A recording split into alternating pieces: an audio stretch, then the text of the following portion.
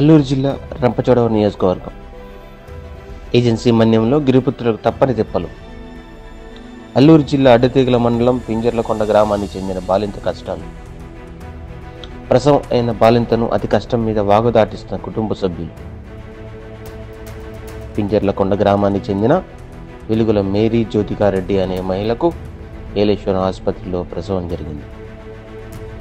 ప్రసవం అనంతరం చంటిబిడ్డతో గ్రామానికి వెళ్లేందుకు బాలింత అతి కష్టం మీద వాగు దాటుతూ మోసుకెళ్లిన కుటుంబ సభ్యులు.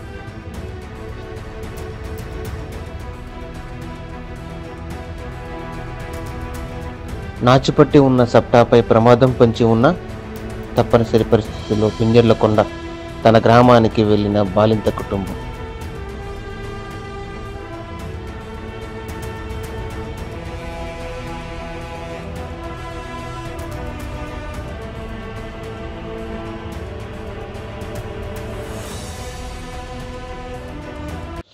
గ్రామానికి చేరుకోవడానికి వాగు ఉధృతంగా ఉండడంతో నాచుపట్టి ఉన్న తప్పనిసరి పరిస్థితుల్లో భుజంపై బాలింతను మోసుకెళ్లిన కుటుంబ సభ్యులు.